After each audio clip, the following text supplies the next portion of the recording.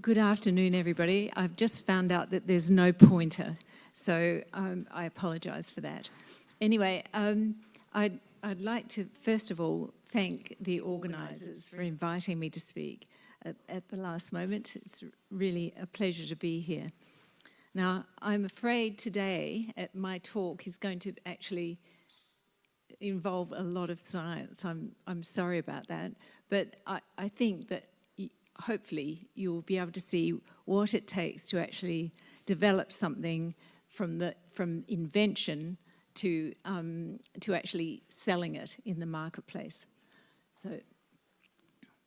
So I'd like to start by saying every living thing gets its energy from food, from the fuel it takes in. Humans get it from carbohydrates and fats, and these are broken down to glucose and fatty acids that we actually metabolize. So glucose is a small molecule, easily metabolized. It's got lots of oxygens on it, which means that it doesn't take as much oxygen to use it up. However, free fatty acids are long-chain molecules that have hardly any oxygen. So really, you can't have a high-fat diet when you go to Mount Everest, for example. Now, also, we have another fuel that we don't get much in food, and that's called beta-hydroxybutyrate or ketones. And ketones are even smaller than glucose. They're 4 carbon molecules with 4 oxygens, and so are easily oxidized and are even more rapidly metabolized in the body than even glucose. So for some reason my slides keep moving on. I'm going to have to talk fast. But anyway, so we don't get ketones much, but we do make them from fat. And all through the ages, we've made ketones from fat because we were semi-starved until the last 50 years when we've had plenty of food to eat. So all through history of the human race, we've gone into ketosis regularly just to survive. However, nowadays, this is keeping me to time. However, nowadays, we eat all the time, so continuously, and so we rarely get ketotic. So rarely do our ketone levels get very high, but you can become ketotic. This is fun. You can become ketotic by going on a ketogenic diet or by just completely cutting out food. And so a ketogenic diet means that you're getting rid of carbohydrate. So it's a really restricted diet. I can't recommend it, but lots of people go on it for various reasons, both for health reasons, but also for diseases. And people have done it for thousands of years, mainly to lose weight. But it does, if you go on this diet, it does make you a good endurance runner. Of course, you can't then climb Mount Everest, but still. Okay, so we have fat in the human body. Fat in the human body is used for energy when you're not eating, when you're fasting. But the fat goes to the liver makes the ketones, and the ketones are mainly made for brain, used for the brain for energy. And during fasting, if you're fasting for 4 days, let's say, you can get a ketone level of about 4 millimolar, and it takes well over a week to get up to 6 millimolar, and then it stays at 6 millimolar. It doesn't go any higher. So how do we become interested in ketones? Well, in 1993, when I was working in the biochemistry department, an old man, Richard Veitch, who actually was 58 and was 15 years younger than I am now, came to the lab and asked us to do an experiment. And he asked us to do this experiment to look at energy levels in heart. And we were one of the few places that could do this using MR spectroscopy. So we looked at the levels in the heart and we compared it with glucose, and we found that ketones could replace insulin in the heart.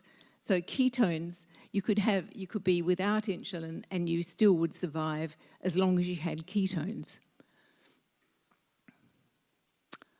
So we kept doing ketone research. It was basic research.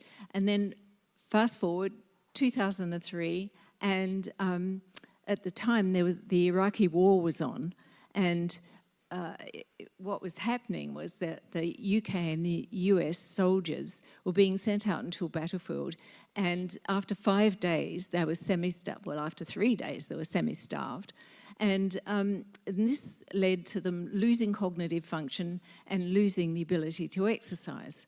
And the army were a bit worried about this because they were getting rather a lot of friendly fire. So they put out a call for somebody to make a really efficient food. And so we said we would do this.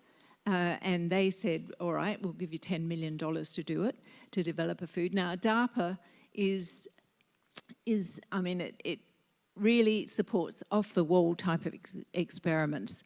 And so it supported the first GPS, the research that led to GPS, the research that led to computers, the research that led to mobile phones. All that research came from DARPA grants. And so we got this grant. We would never have got it from anywhere else. Only DARPA were mad enough to give it to us. And so we set about to try and find a way to deliver ketones to the body in the diet. And so we went all around the world, to chemists all around the world, and finally somebody said, well, why don't you just go next door to the chemistry department at Oxford? And so I went and found Jeremy Robertson, who actually synthesized a whole lot of ketones for us, ketone esters, and they all tasted appalling, really terrible. And we had to sit around and try them. And we ended up with one, a monoester, and started making it in the chemistry department, in the basement of chemistry. And in the middle is Kirill, who was Jeremy's postdoc. And he's looking rather miserable because he was making 2 kilograms a week. And there were no windows or anything in that room. It was really horrible. But anyway, and at that time, the ketones were costing us about $2,000 a kilogram. So it was very expensive to make because it's a chiral compound. And we ended up with this, R3-hydroxybutyl, R3-hydroxybutyrate. And we told the army this, the generals, and they were horrified, absolutely horrified, because they couldn't imagine saying it. So, and we're going to call it DeltaG, which of course they loved. And so we have trademarked DeltaG as the name of our ketone ester. And what we're aiming for are levels that are below the high-fat levels and the diabetic ketoacidosis. So we're aiming for levels of about 3 to 4 millimolar, about the km for the transporter, and way below what you can get with a high-fat diet or ketoacidosis. I can't really go through this. This is how it works. So we know how it's metabolized. Just believe me, I can tell you some other time. But anyway, I can't do it without a pointer. And so the army wanted us to prove that it worked. So we said, all right, we'll prove that it works in rats. And we had to mimic what happens to people on a battlefield. And so we made up this a diet. Again, it tasted just awful, and the rats don't like the taste either. And so we had to make it up in chow with jelly, and rats love jelly, and so they would eat it. So this is making up the diet. These are my students at the time. And we tested it in rats running on a treadmill. Now, the rats hate running. They're rather like some human beings. They hate running. And so you keep them running by giving a little electric shock. And the Home Office was horrified that we would do this to rats. And we said, well, they're sending our young men out into battle to be killed. Why are you worried about rats? So they agreed that this was okay. And then we gave them a maze test to test cognitive function. And this is what we found on the treadmill. So you can see each time they had the ketone diet, and remember it had to be for 5 days, and exercise to exhaustion for 5 days, you can see that every day for 5 days they ran 30% further than they could on the chow diet or on a comparative carbohydrate diet or a fat diet. So they ran a lot further. Not only that, but they thought better. So their cognitive function was better. And now this is when they were exhausted. So we would exhaust them on the treadmill, and then we would test their cognitive function. And they had better cognitive function. And so we went back to the army and said, right, we're ready to go into humans. You know, we've done the rat tests and it works, and so that's good. And they said, oh, no. No, you have to go to the FDA and you have to make sure that it's safe. And we kept saying, it is safe. We've been taking it ourselves. We're not dead yet. And they said, no, you have to go to the FDA and get guidance from the FDA. So we did. And this took some time. They made us go back and do more tests. And finally, in 2009, we were able to go into humans. And indeed, we did. So I'm sorry, I'm not going to finish that one, or you can ask me again later. Okay, what about diabetes? Okay, so why would we say DeltaG for diabetes? Okay. So you can see we took I don't know what's happened to my slides. All my middle slides have gone. But anyway, we took 10 patients who had diabetes. These were people we just advertised at the JR, and they volunteered to do this. They had 3 DeltaG drinks a day for 5 days, and they had no other changes to their diet. And we just took bloods before they started and bloods after. We didn't tell them to do anything else. And what happened was they had improved glucose levels, cholesterol levels, and triglyceride levels. These are fasting levels. So 5 days, 3 drinks a day, and they had better markers of their diabetes. Not only that, because I like spectroscopy, we put them in the magnet and we measured their liver fat.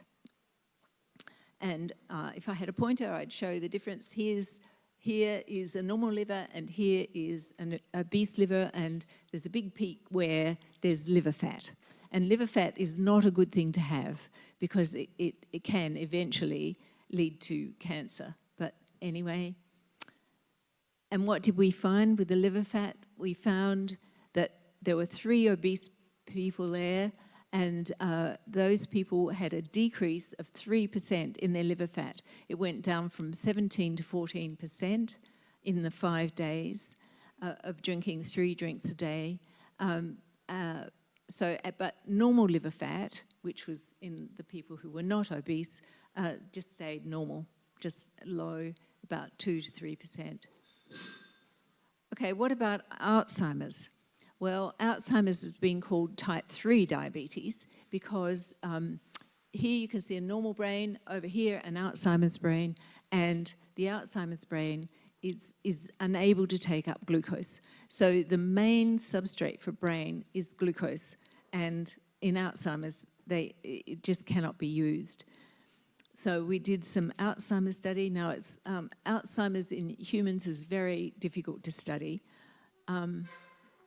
So we used the Alzheimer's mouse, and indeed we found, and this is actually giving them DeltaG for 8 months, so a long time, in their food, sort of before they started to develop the actual symptoms of Alzheimer's.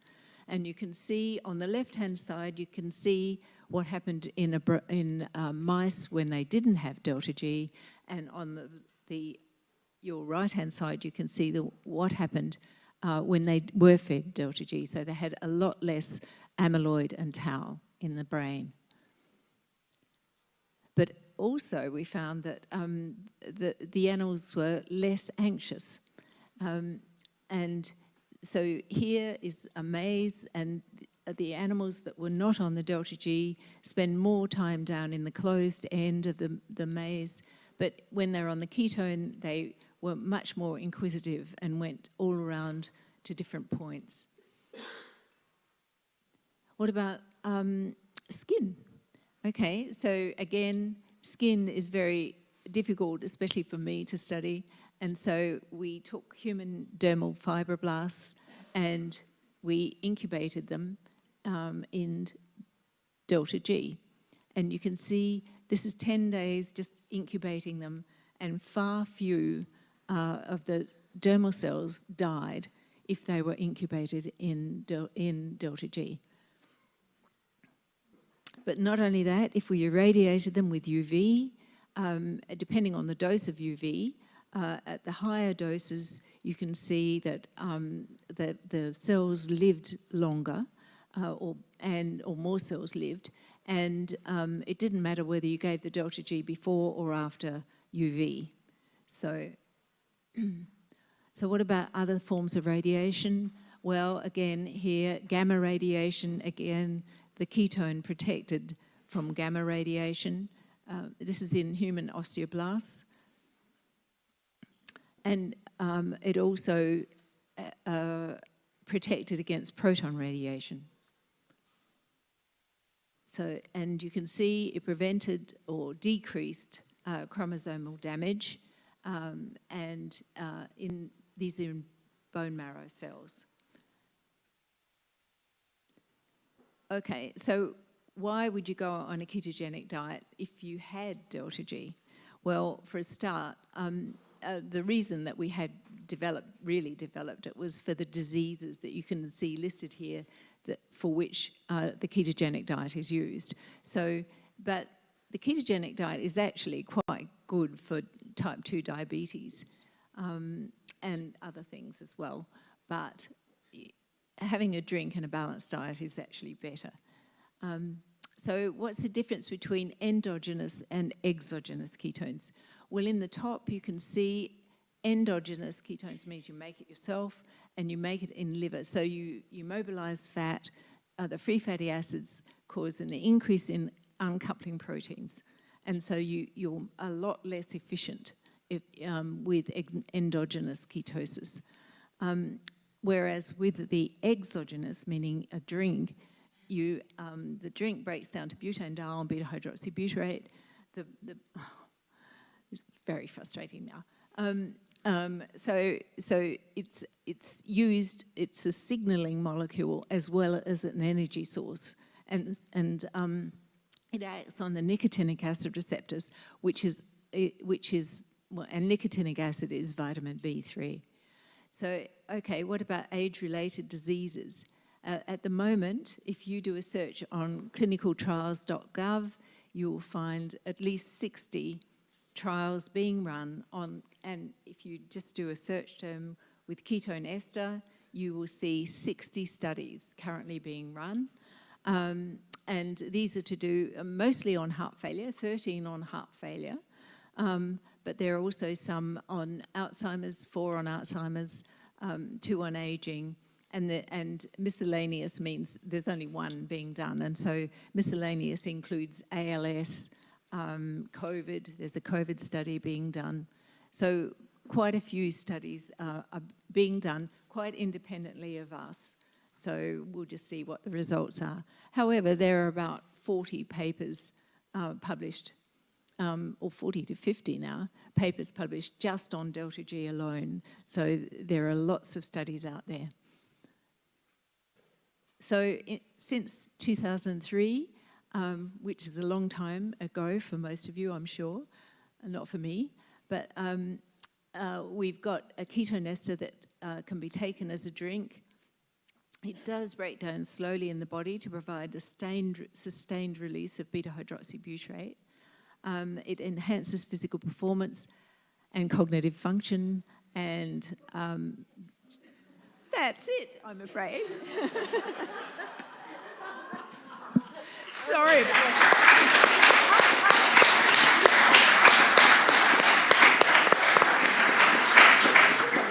Dr. Clarke, I'm so sorry about the slides and about the pointer, but thank you for being a good sport. It did keep you to time, and it means that there's opportunity for questions from the audience.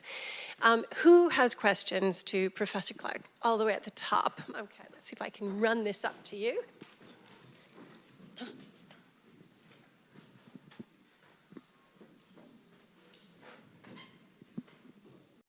Hi. When using with the diabetic patients, would ketoacidosis be an issue? Sorry. When used to get on diabetes patients, would ketoacidosis be an issue?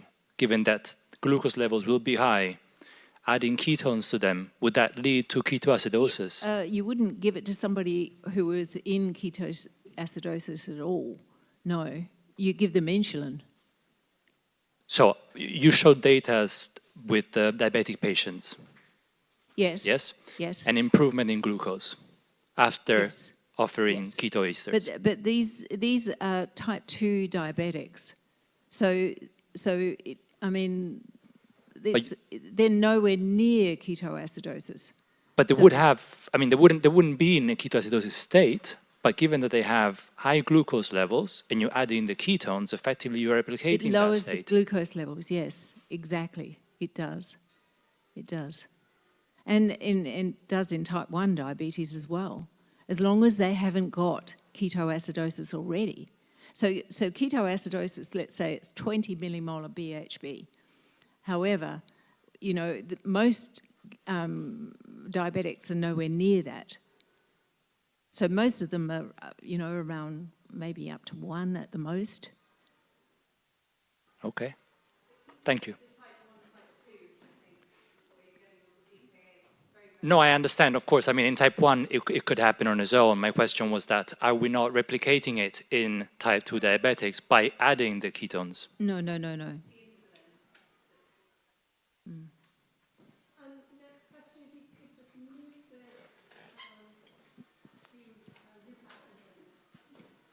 Have you looked at the uric acid levels in people and how that's affected in terms of the uptake of the product that you mentioned?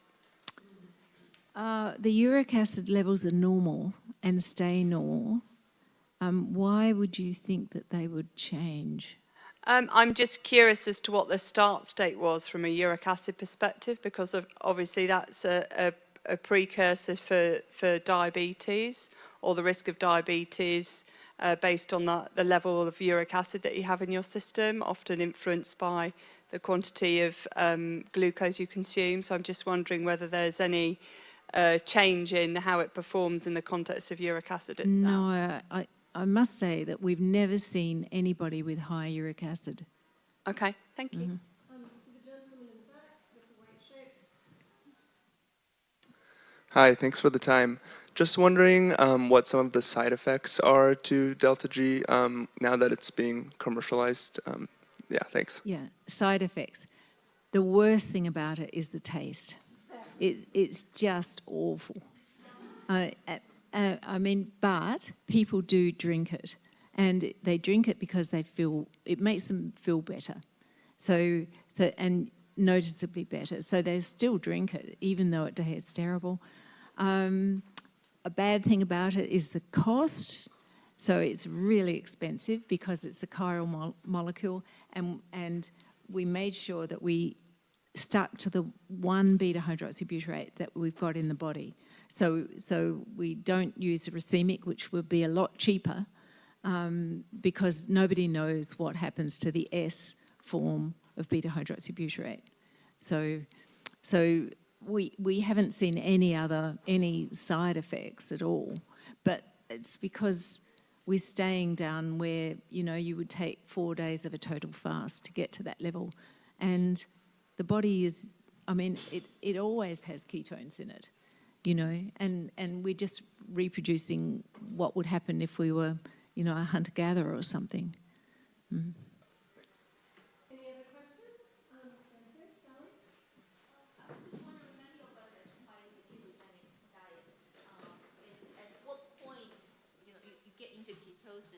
after typically, well, everyone is slightly different, but in the ketogenic diet, you get into ketosis maybe in 2 or 3 days. And have you tested, would that be the same results whether you're in a ketogenic diets versus taking exogenous ketones, or the doses, do you need to test your ketosis levels and to add additional DeltaG, for example? Have you studied in that patient groups? Or? We've certainly studied the ketogenic diet, but we've never really tried to compare it with the ketone. And what we find is that people going on the ketogenic diet, depending on what they're using it for, aren't really on a ketogenic diet. They're just on a really healthy diet. So they say, oh yes, I'm on a ketogenic diet, but I eat vegetables and I eat fruit, but they just don't eat bread, you know, and so they've cut out, you know, bread and potatoes and things like that, but they're still, so they don't get levels much above 1 millimolar. So, but with, say, children who have seizures, then they're eating a ton of fat, and they're trying to get them up to 11 millimolar, which I think is ridiculous and horrible, because all they do is drink cream. But even so, they're trying to raise their ketone levels so they don't have seizures. But it just depends on the diet that you're on, whether you know the amount of the concentration of fatty acids depends on, and then your concentration of ketones depends on whether you're eating a lot of protein, whether you're really eating a lot of fat. You know, it just depends. It's quite variable.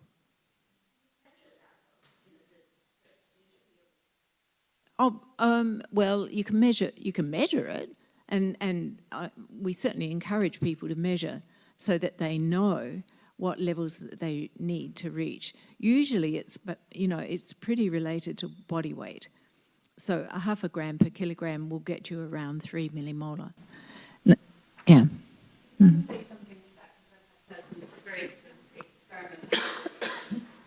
If you're on a ketogenic diet like truly, and you do have like 1 millimolar of pure fat, and then you take the ketone, the problem is that it lowers your blood sugar, as Kieran said, so you can feel a bit wobbly.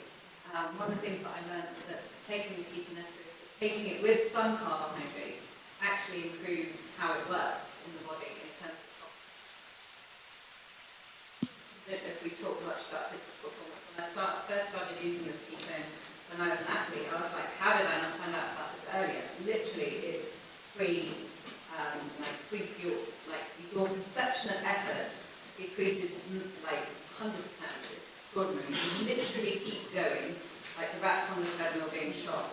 You literally keep going. It's extraordinary. It spares your glycogen stores, so they kick in later.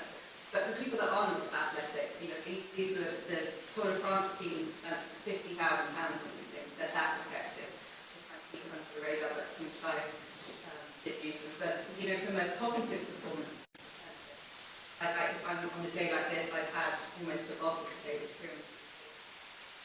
Actually, on the table. But it definitely helps focus cognitive performance. It reduces the appetite slightly.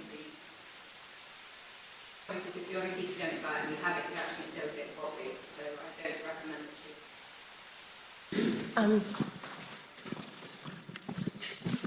Hannah, and then.